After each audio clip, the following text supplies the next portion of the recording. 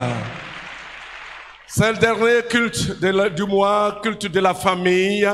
Ce culte est dénommé la famille, culte de famille. Et c'est comme ça, ça s'est passé en Israël. Voilà, avec la famille, les enfants, ils reçoivent l'enseignement de la parole de Dieu. Et c'est notre frère, le pasteur Amon Koutoua, qui est chargé de nous apporter le conseil de Dieu. Nous le recevons, nous le recevons, nous le recevons jusqu'à ce qu'il nous parvienne. Que Dieu bénisse son serviteur, qu'il bénisse chacune, qu'il bénisse chacun.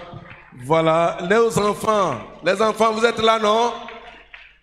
Aux côtés de Moni et papa, maman, que Dieu aussi bénisse votre engagement ce matin. Merci, pasteur. Dieu vous bénisse.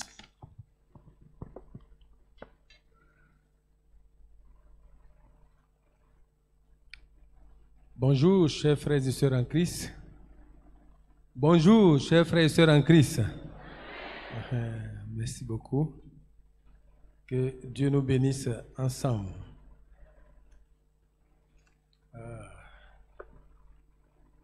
Je suis vraiment très heureux d'être avec vous ce matin, de partager la parole de Dieu avec vous. Je voudrais sincèrement dire merci à notre Dieu, mais à notre premier responsable, notre pasteur principal, le révérend Fessier, notre père spirituel. C'est vraiment une grâce pour moi d'être l'orateur du premier culte de famille de notre assemblée. Je voudrais profiter de l'occasion pour souhaiter encore mes vœux les meilleurs à toutes les familles de cette assemblée. Que Dieu, dans sa grâce, continue de dynamiser chaque famille, de fortifier chaque famille, de bénir chaque famille. Amen. Nous prenons nos Bibles dans 1 Thessaloniciens chapitre 4, versets 3 à 5. Nous allons lire deux textes. 1 Thessaloniciens 4, versets 3 à 5. Et nous lirons Hébreux 12, verset 14. 1 Thessaloniciens, c'est dans le Nouveau Testament.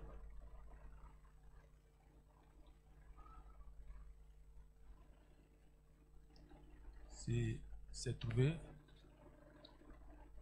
nous allons le lire. 1 Thessaloniciens 4, verset 3 à 5. Je lis.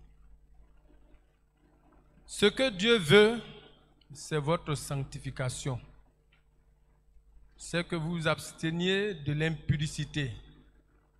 C'est que chacun de vous sache posséder son corps dans la sainteté et l'honnêteté, sans vous livrer à une convoitise passionnée comme font les païens qui ne connaissent pas Dieu. Nous lisons Hébreux 12, verset 14. Recherchez la paix avec tous et la sanctification sans laquelle personne ne verra le Seigneur.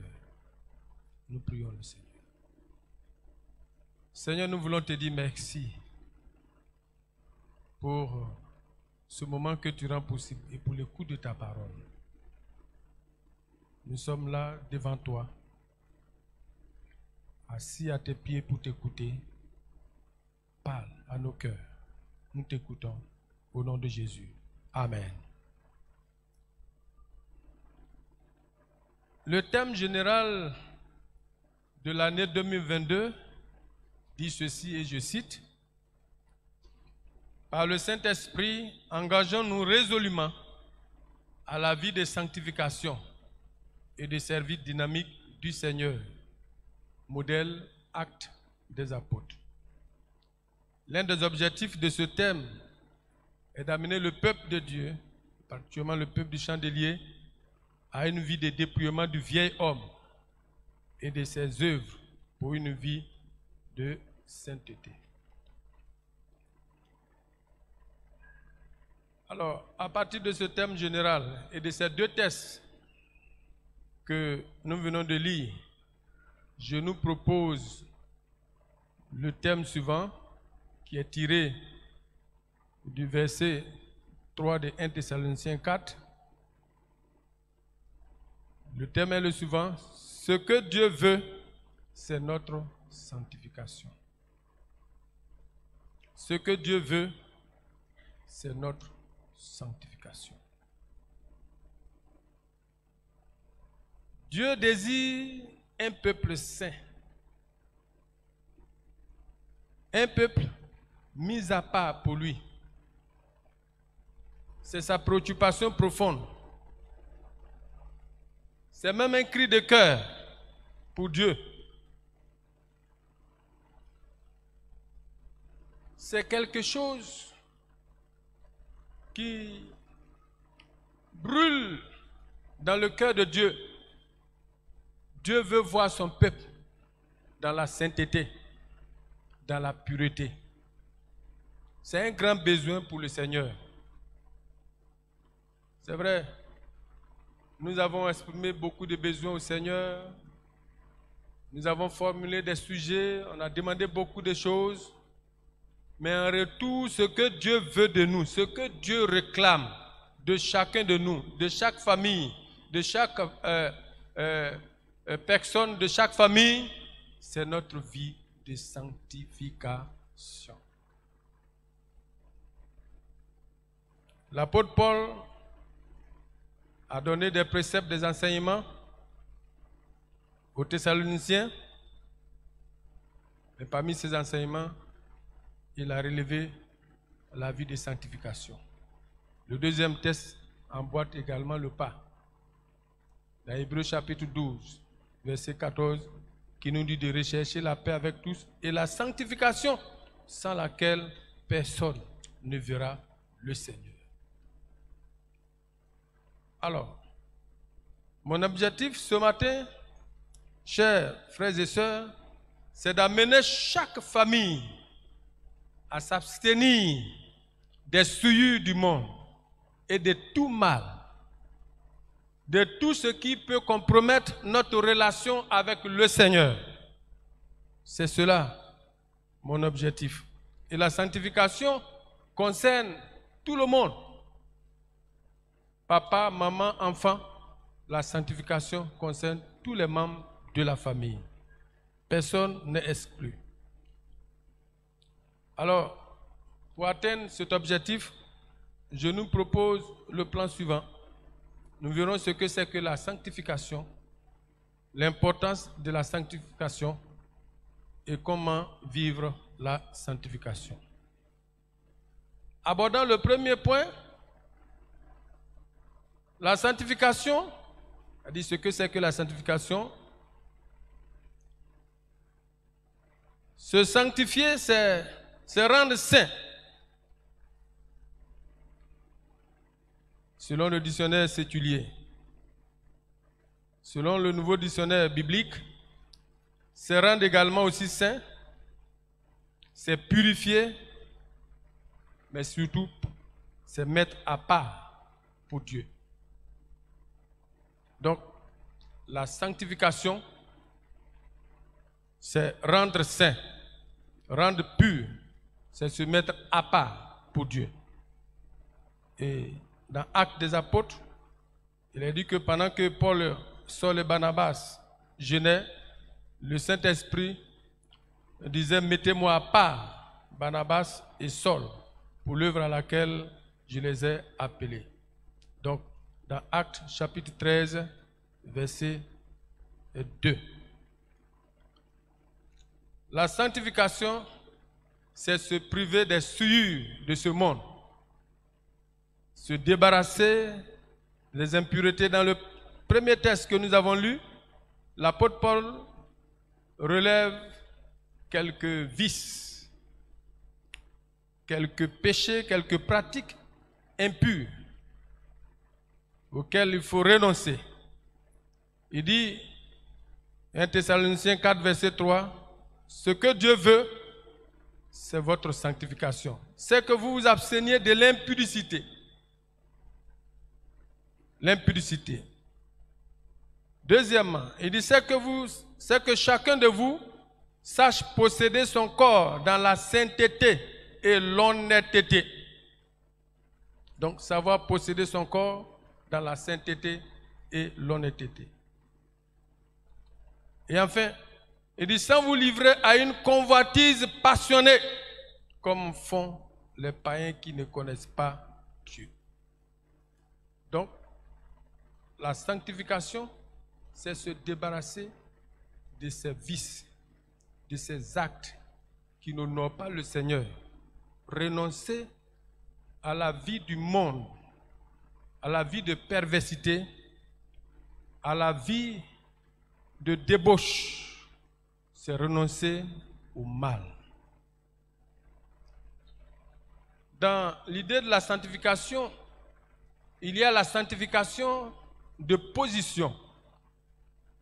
C'est-à-dire, le fait d'avoir accepté Jésus. Quand on accepte Jésus et qu'on intègre la famille de Dieu, on devient des saints. Et Jean nous édifie dans ce sens. Dans Jean chapitre 1, verset 12, il est dit à ceux qui l'ont reçu, à ceux qui ont cru en son nom, il leur donne le pouvoir de devenir des enfants de Dieu. Et quand tu es un enfant de Dieu qui a accepté véritablement le Seigneur, tu fais partie de la famille des saints. Alléluia. Ensuite, la sanctification progressive. Chaque jour que Dieu fait, nous devons vivre une vie de pureté. Nous devons nous débarrasser de tout ce qui est péché. Nous devons laisser tomber les réalités du vieil homme, de la vieille nature. Nous devons nous en débarrasser. C'est ça la sanctification progressive. Ça, c'est chaque jour. Et enfin, nous avons la sanctification finale. Ça, c'est lorsque nous allons nous retrouver le Seigneur dans la félicité céleste. Ce sera la sanctification finale, dans l'intimité de Dieu, dans la présence de Dieu au ciel. Alléluia. Voyons à présent l'importance de la sanctification. La sanctification est très importante pour nous, enfants de Dieu. En ce sens que celui que nous adorons est saint. Notre Dieu est saint. Et il veut que ceux qui l'adorent aussi soient saints. Que nous soyons purs. Que nous soyons agréables à ses yeux. Et dans 1 Pierre chapitre 1, verset 15 à 16, si vous le permettez, je vais le lire. Il est dit, mais puisque celui qui vous a appelé est saint, vous aussi soyez saints dans toute votre conduite. Alléluia. Puisque celui qui vous a appelé est saint, vous aussi soyez saints dans toute votre conduite. Donc notre Dieu étant saint, il voudrait aussi que nous aussi, qui sommes ses enfants, nous soyons saints. Depuis l'Ancien Testament jusqu'au Nouveau Testament et même jusqu'à l'Apocalypse, l'Écriture révèle la sainteté de Dieu. La sainteté de Dieu.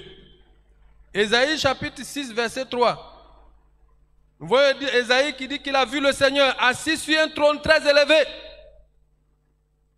Il a vu le Seigneur assis sur un trône très élevé et des séraphins qui criaient « Saint, Saint, Saint est l'Éternel. » Alléluia. Il a vu le Seigneur assis sur un trône très élevé. Et des anges qui crient « Saint, Saint, Saint est l'Éternel. » Notre Dieu est saint. Il n'y a pas que lui qui a eu cette même révélation. Jean également a eu la même révélation de la sainteté de Dieu. Dans l'Apocalypse,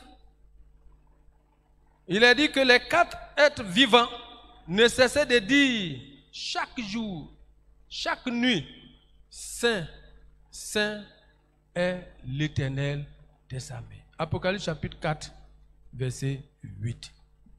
Donc, bien-aimés, frères et sœurs, Dieu est saint, il est pur.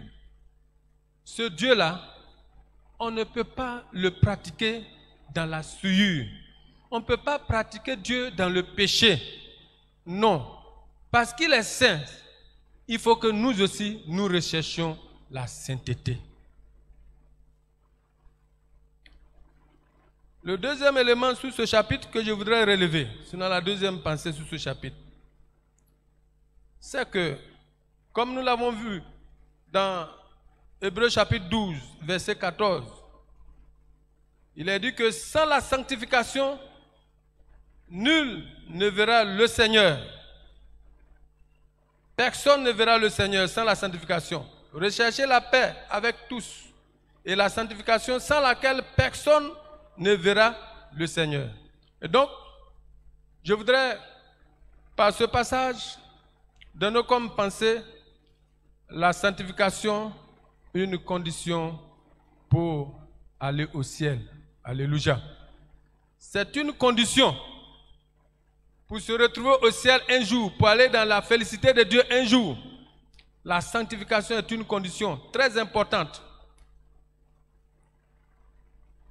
que Dieu demande à quiconque veut un jour hériter le ciel de se sanctifier.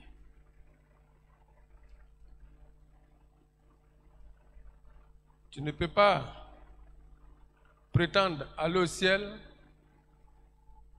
en étant dans toutes sortes de vices,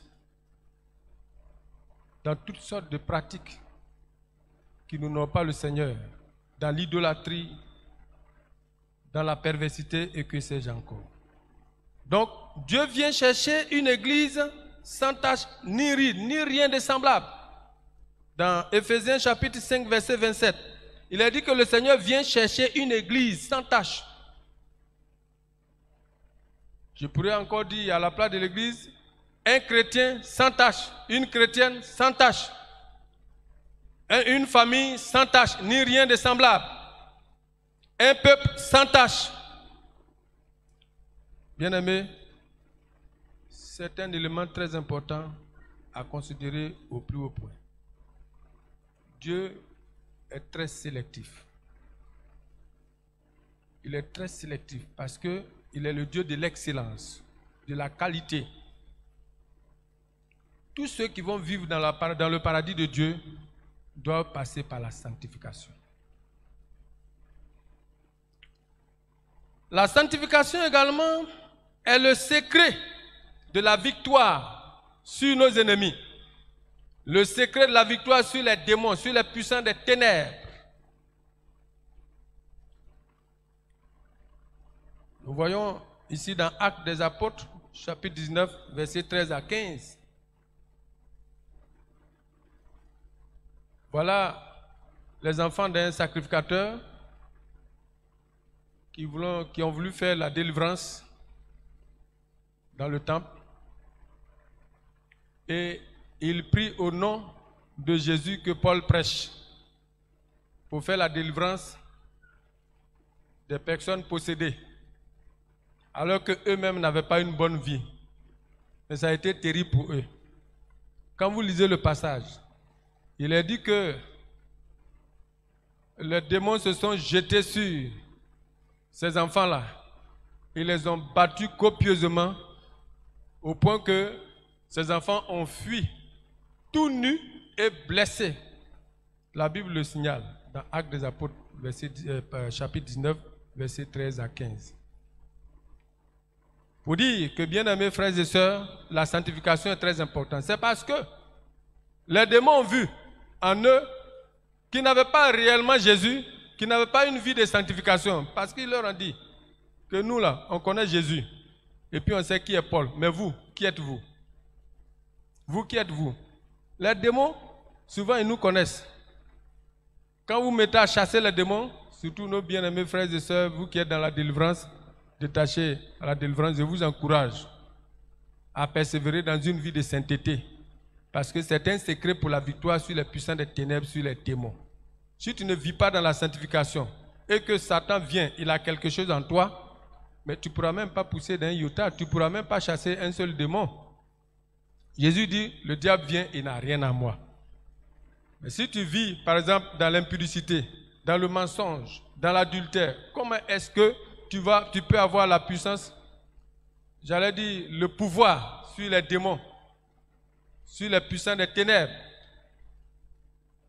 Quand on vous met là sans Jésus, déjà les démons sont plus forts que toi. Donc il faut vivre dans la sanctification pour que tu sois dans les conditions d'avoir autorité sur ces démons-là, sur ces puissants des ténèbres. Donc nos bien-aimés qui sont à la délivrance, ainsi que chaque frère et sœur en Christ, nous devons vraiment vivre une vie de sanctification pour avoir la victoire sur la puissance des démons, des sorciers, des mystiques, hein, et avoir la victoire sur Satan même lui-même. Et la Bible nous dit que voici, je vous ai donné le pouvoir de marcher sur les serpents, les scorpions et sur toute la puissance du diable, et rien ne pourra vous nuire. Mais quand Jésus dit cela, c'est parce que il voudrait que nous puissions vivre dans la sanctification. Si tu ne vis pas dans la sanctification, cette autorité spirituelle que Jésus donne là, tu ne pourras pas l'exercer pleinement. Que Dieu nous aide. Alléluia. Quand nous vivons dans la sanctification, nous sommes sans crainte, nous sommes sereins. On n'a pas peur. On n'a pas peur. Rien ne peut nous intimider parce que tu vis dans la sanctification. Et le Saint-Esprit rend témoignage à ton esprit que tu es enfant de Dieu. Ta conscience est dégagée, tu es libéré. Et tu as la joie de marcher avec ton Seigneur. Alléluia. Mais quand tu ne vis pas dans la sanctification, il y a quelque chose qui cloche. Ça ne peut pas aller. Tu ne peux pas te sentir heureux dans la marche chrétienne. Tu ne peux pas marcher la tête haute parce que quelque part, tu es en faute. Quelque part, tu t'es égaré de la voie du Seigneur. Alors il faut y revenir. Que Dieu nous aide. Alléluia. La sanctification nous ouvre les portes du miracle. Elle nous ouvre les portes du miracle. Regardez Josué et le peuple qui était en face du Jourdain. Ils devraient traverser. Quelle est la condition que Josué a donnée au peuple? Il dit, sanctifiez-vous, car demain l'Éternel fera des prodiges au milieu de vous. Josué chapitre 3, verset 5. Bien-aimés, la sanctification est très importante pour nous aujourd'hui. Que Dieu nous aide, peuple de Dieu, peuple du chandelier, famille du chandelier, à pratiquer la sanctification pour expérimenter les miracles du Seigneur, les grâces de Dieu.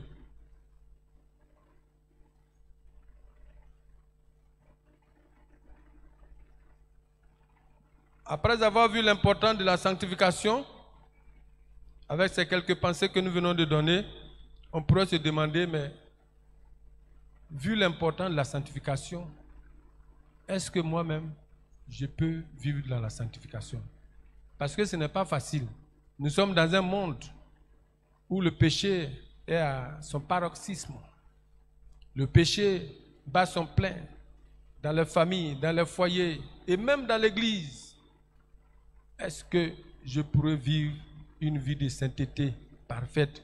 Est-ce que je pourrais pratiquer la sanctification? Oui, tu le peux. Alléluia. Tu peux vivre dans la sanctification. Ce n'est pas impossible avec Dieu. Car avec Dieu, nous ferons des exploits. Alors, comment pouvons-nous vivre la vie de sanctification? D'abord, bien-aimé, il faut savoir que si tu aimes véritablement Dieu, tu vas faire tout ce qu'il te demande de faire. Si de tout ton cœur, de toute ton âme, de tout ton être, tu aimes vraiment Dieu, tu feras ce que Dieu te demande de faire. C'est pourquoi il faut prendre l'engagement. Tu dois prendre un engagement pour pouvoir vivre la sanctification. Prends cet engagement. Mobiliser toute ta volonté. C'est-à-dire, dans tout ton être, dans ta conscience, dans ton âme, tu te décides en découdre avec le péché, avec le mal. Tu prends cet engagement et comme la Bible le dit, à tes résolutions répondra le succès. Dieu va te donner des réussites, ta vie de sanctification. Alléluia.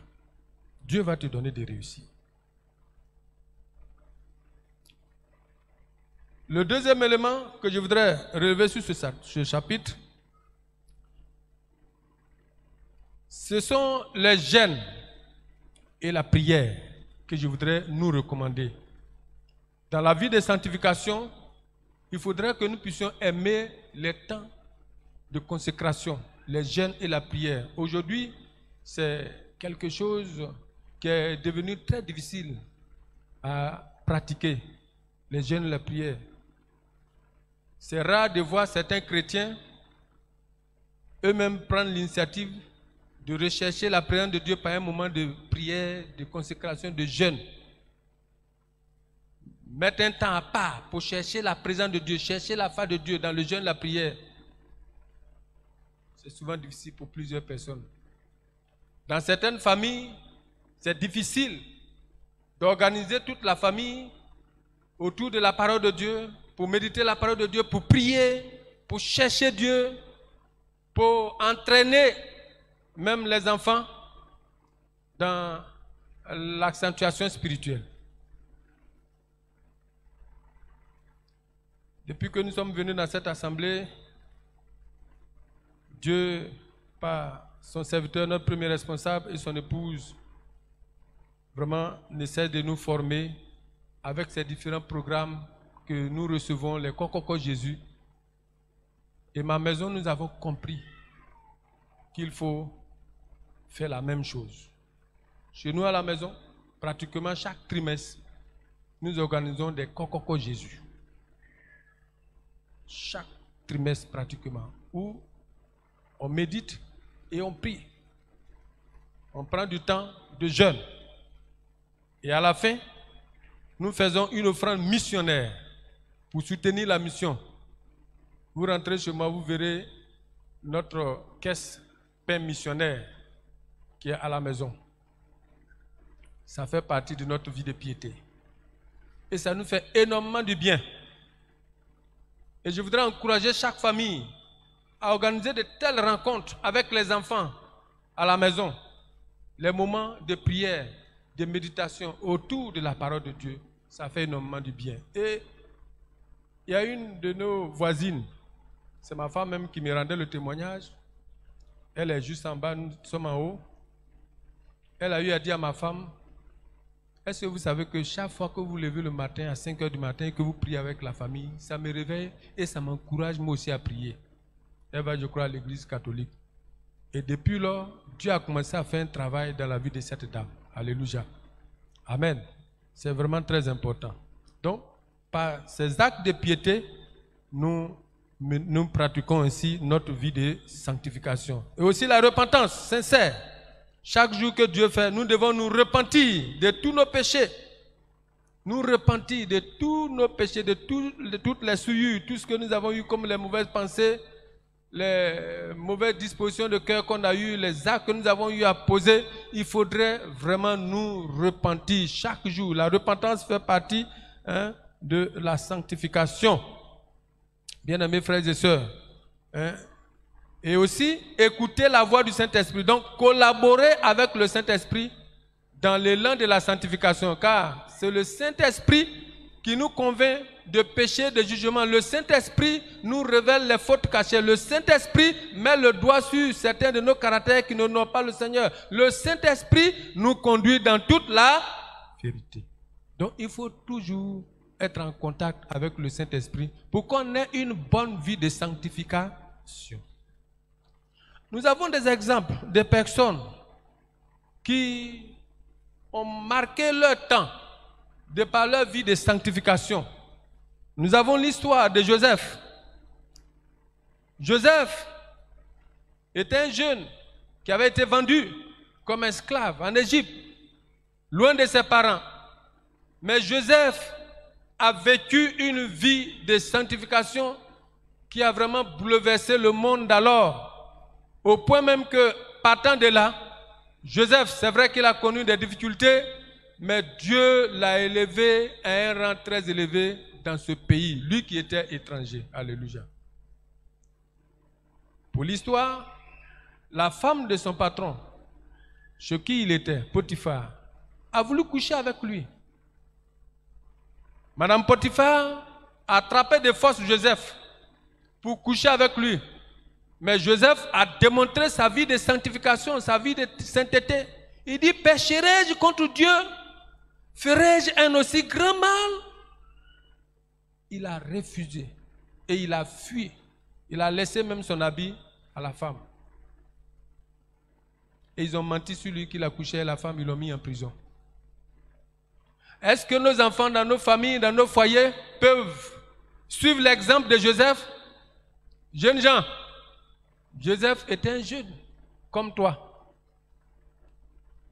Il a renoncé à l'impudicité.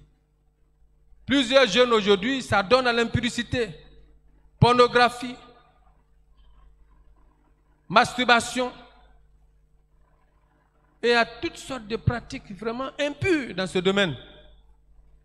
Fais comme Joseph, renonce à cela. Dis non à l'école. Ton professeur propose d'aller coucher avec toi. Il faut dire non. Il faut refuser. Si tu ne le refuses pas, tu vas compromettre ta vie. Tu vas te détruire. Et le témoignage d'une de nos cousines très éloignées, jusqu'à présent, m'a beaucoup marqué négativement. Une belle jeune fille, très intelligente, à l'école. Et un de ses professeurs, qui était un mystique, pour augmenter son pouvoir dans le monde mystique, a demandé à coucher avec la petite fille. Elle aussi, elle a cédé. Et quand il a couché avec la fille, je vous assure, jusqu'à aujourd'hui, la fille est devenue folle. Elle est devenue folle. Elle est dans la maison jusqu'au jour d'aujourd'hui. Malheureusement, son père, étant de l'autre bord, ne veut pas l'emmener dans un lieu, dans une église où on peut prier pour elle pour faire sa délivrance. Et la petite, elle est à la maison, elle est devenue folle, ses études gâtées. Elle est devenue autre chose, elle a grossi. Chers enfants, faites très attention. À l'école, dans les endroits que vous fréquentez, soyez vigilants. Renoncez à cette vie d'impudicité. Paul a cité cela dans le premier passage. Il a fait mention de l'impudicité, de la convoitise. Donc, il faut faire très attention. Joseph, vraiment, a montré un très bel exemple. Il n'y a pas que lui. Daniel et ses frères, également à Babylone. Voici des jeunes gens qui se sont retrouvés là-bas, après la crise. Mais ils ont démontré leur vie de sainteté. Alors pour dire que la sanctification, ce n'est pas aux yeux des gens qu'il faut démontrer sa sanctification. Même quand tu vis seul dans un coin reculé où il n'y a personne, il n'y a pas papa, maman, il n'y a pas ancien, il n'y a pas pasteur, il n'y a pas responsable, il faut vivre cette vie de sanctification. Il faut renoncer au péché. Et puis, il ne faut pas faire le semblant devant les parents comme si on est correct, on est bien. Et puis, dès que les parents ne sont pas là, on commence par faire autre chose. Non. Même quand papa n'est pas là, maman n'est pas là, grand frère, grande soeur n'est pas là, il faut vivre cette vie de... C'est là, mais il faut montrer à Dieu que tu l'aimes et que toi, tu n'aimes pas le péché. Tu n'aimes pas la souillure. Alléluia. Amen. Ça, Daniel et ses frères ont bouleversé le monde d'alors. Ils ont refusé de se souiller avec les mets du roi. Pour l'histoire de Joseph, vous pouvez voir Genèse 39, verset 9. Et pour Daniel, vous pouvez voir Daniel 1, verset 8. Nous avons Job également. Job 31, verset 1. Voilà un monsieur qui déclare que lui, il a signé un pacte avec ses yeux. Il dit qu'il a signé un pacte avec ses yeux. Et que ses regards ne doivent pas s'arrêter sur une vierge. Il a signé ce pacte-là. C'est-à-dire, il a pris la résolution ferme de ne pas convoiter les jeunes filles. Aujourd'hui, nous voyons de grandes personnes, des papas, des mamans, qui convoitent la femme d'autrui le mari d'autrui. Ainsi, on a des maîtresses, des sœurs, entre guillemets, qui acceptent d'être maîtresses de quelqu'un qui est marié. Oh, Seigneur, aide-nous. Aide-nous. Voilà un bel exemple d'un grand homme, Job. Il a montré l'exemple d'un bon père, d'un bon tonton, d'un bon grand-père dans la famille. Il dit, moi, jamais, je ne vais arrêter mon regard sur une jeune fille. J'ai fait quoi avec ça? Moi, Job, jamais, je ne ferai ça. Mais aujourd'hui, il y a des grandes personnes, des personnes âgées qui le font, qui couchent avec les petites filles. Il y en a même qui font chat noir avec les servantes.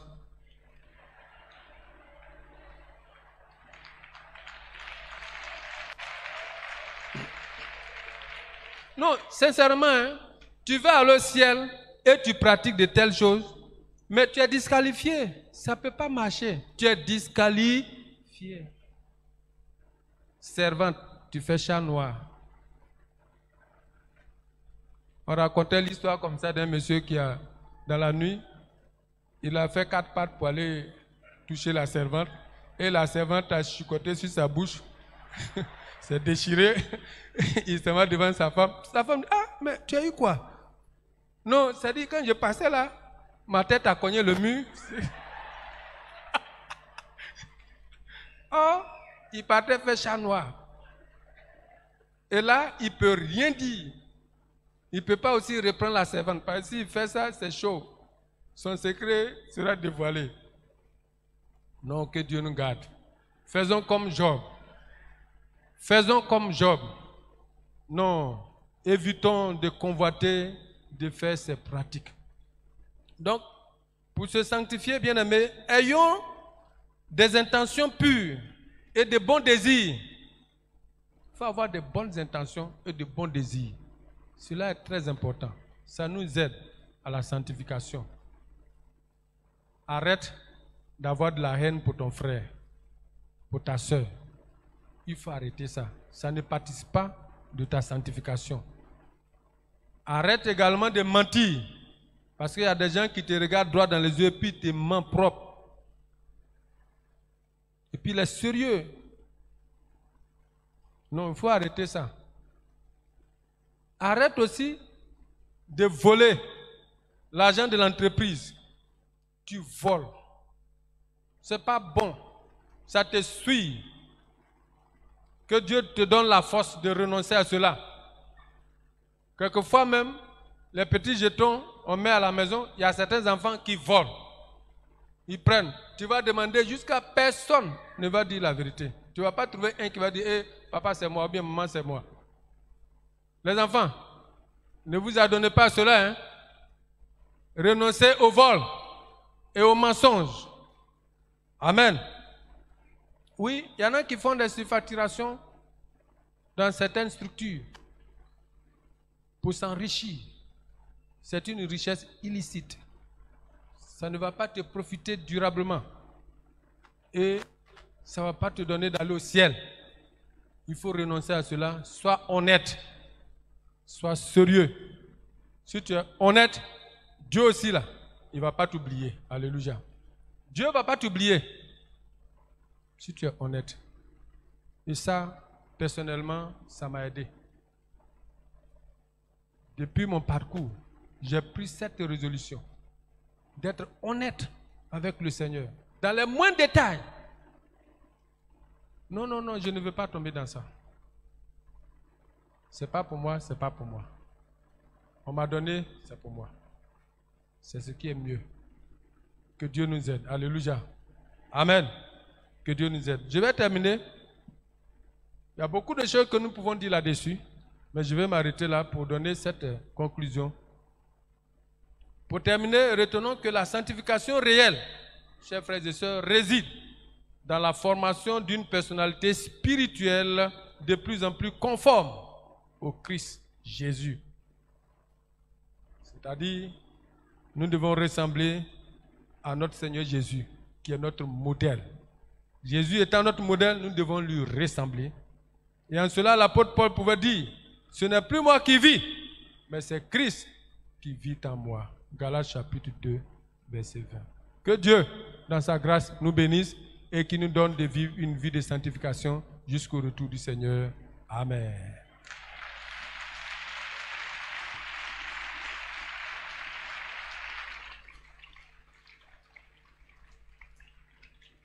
Avec votre permission, nous allons nous tenir debout, nous rester un peu longtemps assis. Ce n'est plus moi qui vis, alléluia. C'est Jésus qui vit en moi. Ce n'est plus moi qui vis, alléluia. C'est Jésus qui vit en moi, en moi, en moi. C'est Jésus qui vit en moi. Ce n'est plus moi qui vis, alléluia. C'est Jésus qui vit en moi. En moi, en moi. C'est Jésus qui vit en moi. Ce n'est plus moi qui vis, alléluia. C'est Jésus qui vit en moi. Ce n'est plus moi, ce n'est plus moi qui vis, alléluia. C'est Jésus qui vit en moi. Ce n'est plus moi qui vis, alléluia. C'est Jésus qui vit en moi. En moi, en moi, en moi, en moi. C'est Jésus. C'est Jésus qui vit en moi. Ce n'est plus moi qui vis. Alléluia. C'est Jésus qui vit en moi. En moi, en moi, en moi, en moi. Ce n'est plus moi. C'est Jésus qui vit en moi. Ce n'est plus moi qui vis. Alléluia. C'est Jésus qui vit en moi, en moi, en moi, en moi, en moi. C'est Jésus qui vit en moi. Ce n'est plus moi qui vis, alléluia. C'est Jésus qui vit en moi. Est-ce que tu peux prier le Seigneur? Demande au Seigneur de te donner la force par le Saint-Esprit pour mener une vie de sainteté. Si tu te retrouves dans des compromissions, dans une vie de péché, demande au Seigneur de t'aider à être délivré de cela. Prions ensemble le Seigneur, au nom de Jésus.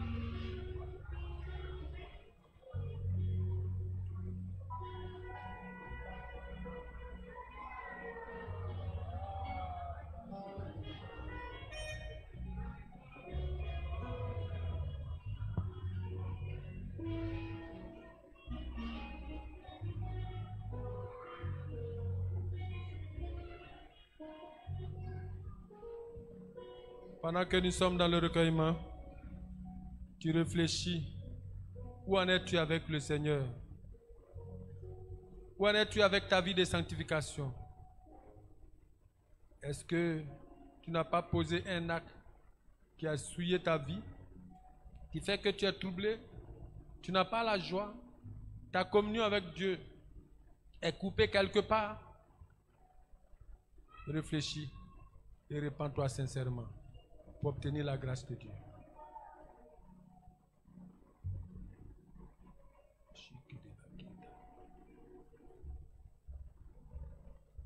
Nous sommes dans cette position.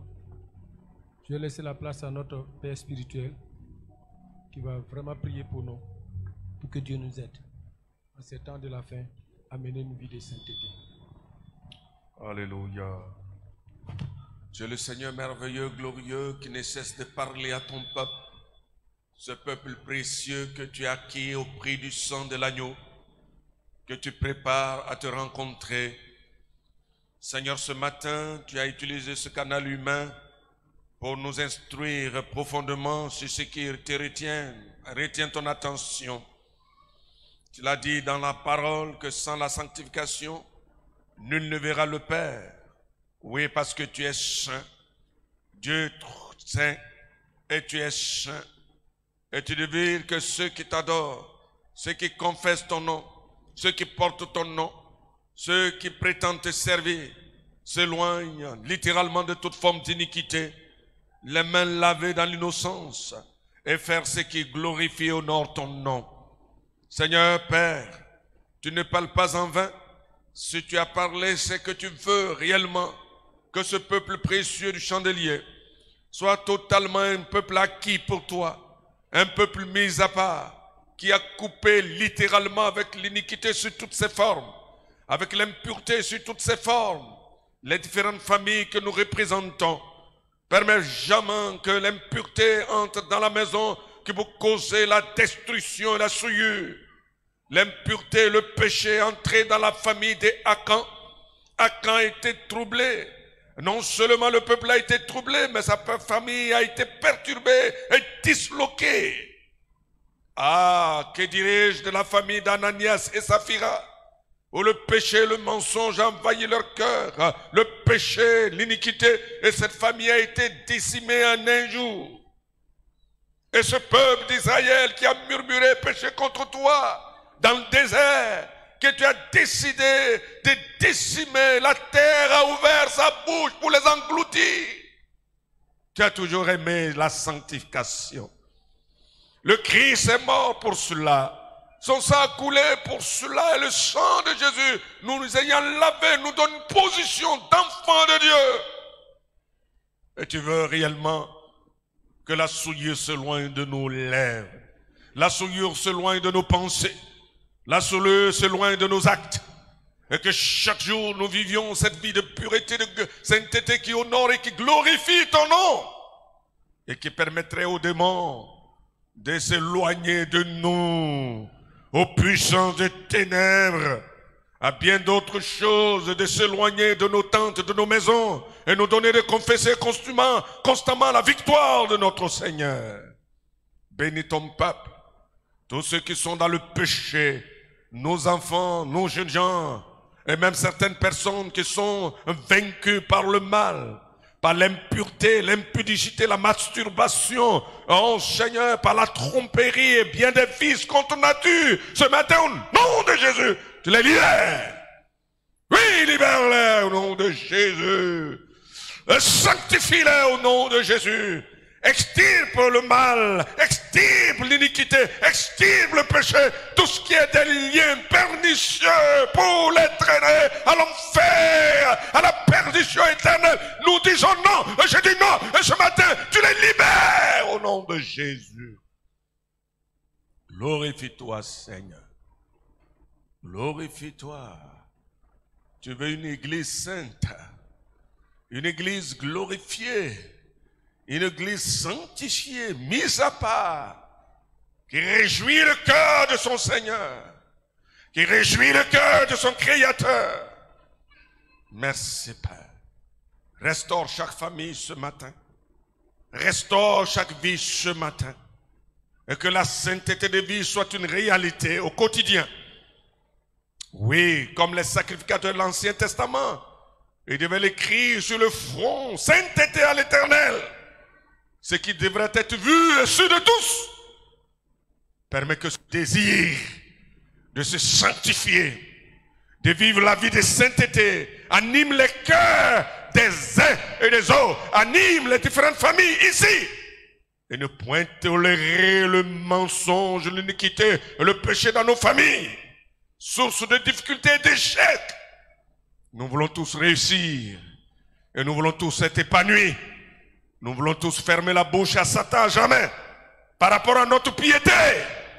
Seigneur, agis dans les cœurs ce matin. Agis dans les foyers ce matin. Agis dans les familles ce matin. Agis dans l'église ce matin. Par la sainteté, tu fais ton entrée triomphale dans les maisons. Oui, Christ entre dans les maisons. Oui, Christ entre, le roi de gloire, fais ton entrée. Oui, porte élevée vos linteaux, laissez entrer le roi de gloire. Accueillez-le dans un contexte de sainteté, de pureté, et lui confiez la maison, vos vies, vos finances, vos affaires, vos projets. Que le nom du Seigneur soit béni et que la sanctification soit une réalité au chandelier, maintenant et à jamais. Et que lorsque la trompette de Dieu sonnera, étant débarrassés du vieil homme de tout péché, de toute impureté, nous soyons légers et purs pour te voir face à face dans ton ciel de gloire. Que ton nom se soit béni. Au nom de Jésus. Amen.